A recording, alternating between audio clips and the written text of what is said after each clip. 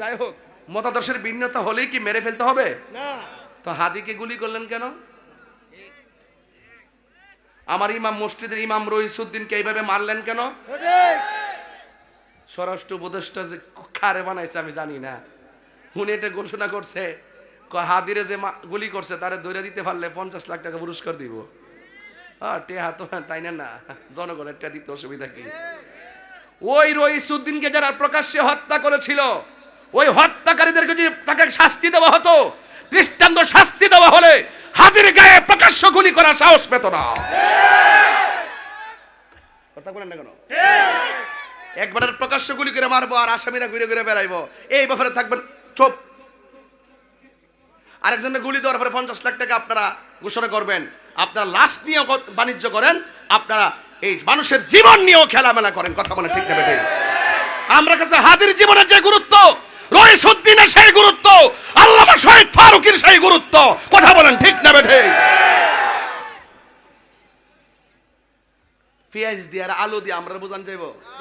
আমরা দেশের লোক, আমরা দেশের লোক। দেশকে সুন্দর রাখতে গেলে আমাদের দরকার আছে।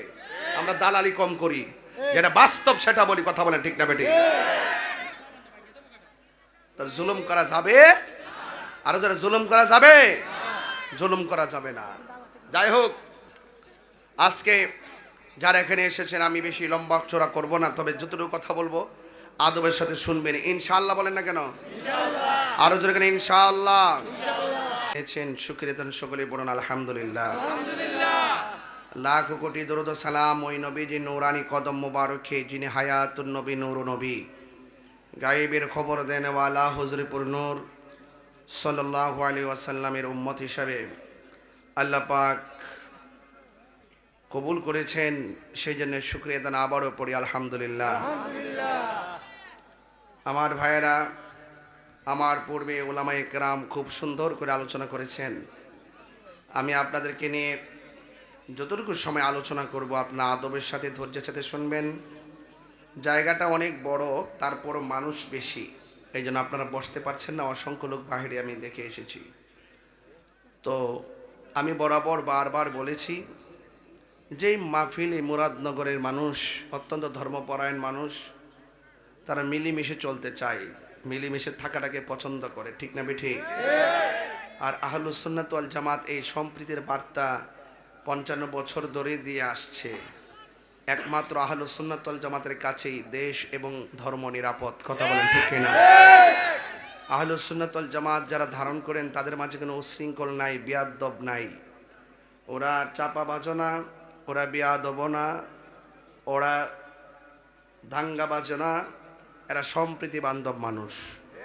কারণ আহলুস সুন্নাত ওয়াল জামাতের যারা আছেন সবাই আল্লাহর ওলিদেরকে মহব্বত করেন। কথা বলেন ঠিক না বেঠিক? সবাই ওলিদেরকে মহব্বত করেন। এজন্যে আপনাদের খেদমতে আমার আরজ থাকবে, আপনাদের খেদমতে আমার আরজ থাকবে, আপনারা সকলেই আহলুস সুন্নাত ওয়াল জামাতের যে অনুভূতি আছে, সেই অনুভূতিটাকেই দেশ এবং ধর্ম, পারিবারিক, সামাজিক জায়গা জায়গায় আপনারা প্রয়োগ করুন। দেখবেন ইনশাল্লাহ সবার দিলে শান্তি আসবে, সমাজে শান্তি আসবে। এবং আমাদের মতাদর্শের বাইরেও যারা আছেন তাদেরকেও আমি বলবো, আপনারাও মিলেমিশে থাকুন।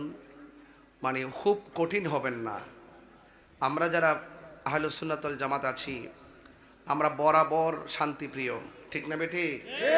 বরাবর শান্তিপ্রিয়। কামাল্লা এটা এমন একটি এলাকা, দরবার শরীফের মহান মুর্শিদ, যিনি আমাদের থেকে বিগত কিছুদিন পূর্বে পর্দার আড়াল হয়েছেন, অত্যন্ত মাহের, জাইদ, আমলদার, ইমানদার এবং প্রখ্যাত ওলিয়ে কামেল ছিলেন, যার বিদায়ে আমরা অশ্রুসিক্ত নয়নে বুক বাসিয়েছি। আল্লাহ পাক যেন হুজুরের ফয়জিয়ত আমাদেরকে নসিব করে, বলেন আমিন। আরো বড় করে বলি আমিন। সবাই মহব্বতের সাথে আওয়াজ করে বলেন আল্লাহু আকবার। বলেন ইয়া রাসূলুল্লাহ, বলেন ইয়া ওয়ালি আল্লাহ। আমরা নামাজ চাই কি চাই না? মা বাবার খেদমত দরকার আছে না নাই? ভয় করব একজনকে, তিনি কে? আল্লাহ ছাড়া কাউকে ভয় করা যাবে? আজকে আপনাদের সামনে আমি নবী পাকের মুজিজা নিয়ে কথা বলতে চাই। মহব্বতে বলুন আলহামদুলিল্লাহ। আল্লাহর নবী রাসূলদের মাধ্যমে যে অলৌকিক ঘটনা প্রকাশ পেয়েছে এগুলোকে বলা হয় মুজিজা। আর ওলিদের মধ্য থেকে যে আউলিয়া কেরামদের মধ্য থেকে যে কারামত প্রকাশিত হয়েছে সেইগুলোকে বলা হয় কারামত। যে অলৌকিক ঘটনা প্রকাশ হয়েছে এগুলোকে বলা হয় কারামত। কারামত সত্য, মুজিজাও সত্য, রিসালাত সত্য, বেলায়ত সত্য। কথা বলেন ঠিক না বেটি? অসত্যবাদী কারা? যারা ওলি আল্লাহ মানে না, নবী রাসূল মানে না, এরা হইল অসত্য, চাপাবাজ, বাটফার।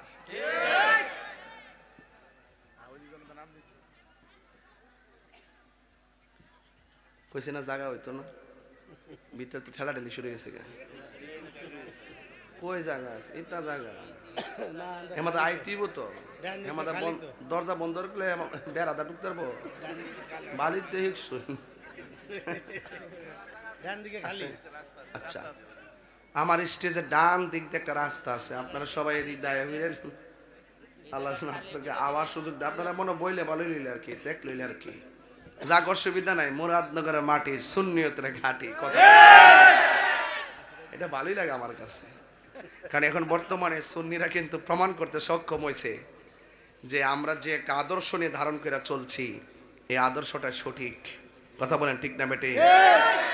আমাদের মধ্যে কোনো উস্কানি, যা বলি হক কথা বলি, হক কথা তার উস্কানি না। হারাম করলে হারাম করে বলতেই, চুরি করলেই তো সুর কয়। কথা কন ঠিক না বেটে? ডাকাতি করলে ডাকাতি কয়। তুমি ভালো হয়ে যাও মাসুদ, আমি তখন তোমাকে কিচ্ছু বলবো না। তোমার বক্তব্য যখন আমার ধর্মের সাথে সংঘর্ষ হবে তোমার কাছ থেকে আমি জাতিকে সতর্ক করব। কথা বলেন ঠিক না বেঠে? আমার কথা বুঝতে পারছেন? এই জন্য আপনি ভালো হয়ে যান, নাটক কম করেন, দেখবেন ইনশাল্লাহ আপনাদের মর্যাদা বেড়ে যাবে। আমরা তো কথা বলি, এই যে একটু আগেও তো এই যে দেখেন হবিগঞ্জ 4, আমি এখানে ওঠার আগে আমাকে ফোন দিচ্ছে আমাদের মহাসচিব, পুরা মিটিং করে বলতেছে হবিগঞ্জ 4 সোনারগড় মাধবপুর আসন থেকে আমাকে বৃহত্তর সুন্নি জোটের পক্ষ থেকে মোমবাতি প্রতীকে তারা নির্বাচন করার জন্য সিলেক্ট করছেন। এই মাত্র শুনলাম। তো আমরা তো যাচ্ছি ওখানে যখন কথা বলবো, এখানে কথা বলতেছি না আলেমদের ব্যাপারে, ধর্ম নিয়ে গবেষণা করি। আপনি ধর্মের অপব্যাখ্যা করলে আমি ভুল ধরি, আবার যখন আমি ওইখানে ঢুকে যাব তখন দেখবেন এইগুলো নিয়ে আমি কথা বলবো না। তখন আমি যদি ওই দায়িত্ব পাই তাহলে আপনি যেই মতাদর্শী হন না কেন আপনার সাথে আমি বিভাজন করতে পারবো না। আপনার নিরাপত্তা দেওয়া, হিন্দুদের নিরাপত্তা দেওয়া, খ্রিস্টান নিরাপত্তা দেওয়া, আপনি যে আকীদা ধারণ করেন মানুষ হিসাবে, নাগরিক হিসাবে আপনার নিরাপত্তা দেওয়া, এটা আমার দায়িত্ববোধের জায়গা থেকে আমি তখন সেই ভাষায় কথা বলবো। কথা বলেন ঠিক না বেটি? যেহেতু এই জায়গায় ধর্ম নিয়ে কথা বলি, ধর্মের ব্যাপারে আমি অনেক কথাই বলি। যখন রাজনীতিতে যাব তখন আমি রাজনীতির ভাষায় কথা বলবো। কথা বলেন ঠিক না বেটি? যাই হোক, মতাদর্শের ভিন্নতা হলেই কি মেরে ফেলতে হবে না? তো হাদিকে গুলি করলেন কেন? আমার ইমাম মসজিদের ইমাম রইসুদ্দিনকে এইভাবে মারলেন কেন? স্বরাষ্ট্র উপদেষ্টা যে কারে বানাইছে আমি জানি না, উনি এটা ঘোষণা করছে হাদিরে যে গুলি করছে তারে ধরে দিতে পারলে 50 লাখ টাকা পুরস্কার দিব। টেহা তো তাই না, জনগণের টেহা দিতে অসুবিধা কি? ওই রইসুদ্দিনকে যারা প্রকাশ্যে হত্যা করেছিল ওই হত্যাকারীদেরকে যদি তাকে শাস্তি দেওয়া হতো, দৃষ্টান্ত শাস্তি দেওয়া হলে হাদির গায়ে প্রকাশ্য গুলি করার সাহস পেত না। কথা বলেন না কেন? একবারের প্রকাশ্য গুলি করে মারবো আর আসামিরা ঘুরে ঘুরে বেড়াইবো, এই ব্যাপারে থাকবেন চুপ। আরেকজনের গুলি দেওয়ার পরে 50 লাখ টাকা আপনারা ঘোষণা করবেন। আপনারা লাশ নিয়ে বাণিজ্য করেন, আপনারা এই মানুষের জীবন নিয়েও খেলামেলা করেন। কথা বলেন ঠিক না বেঠিক? আমরা কাছে হাদির জীবনের যে গুরুত্ব, রইসুদ্দিনের সেই গুরুত্ব, আল্লামা শহীদ ফারুকীর সেই গুরুত্ব। কথা বলেন ঠিক না বেঠিক? পেঁয়াজ দিয়ে আর আলু দিয়ে আমরা বোঝান যাইব? আমরা দেশের লোক, আমরা দেশের লোক। দেশকে সুন্দর রাখতে গেলে আমাদের দরকার আছে। আমরা দালালি কম করি, যেটা বাস্তব সেটা বলি। কথা বলেন ঠিক না বেঠিক? তার জুলুম করা যাবে, আরো যারা জুলুম করা যাবে, জুলুম করা যাবে না। যাই হোক, আজকে যারা এখানে এসেছেন আমি বেশি লম্বা চড়া করব না, তবে যতটুকু কথা বলবো আদবের সাথে শুনবেন। ইনশাআল্লাহ বলেন না কেন? আরো জোরে কেন? ইনশাআল্লাহ।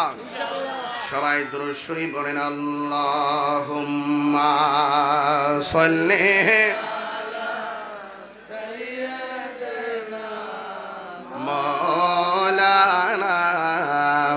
محمد وعلى آل سيدنا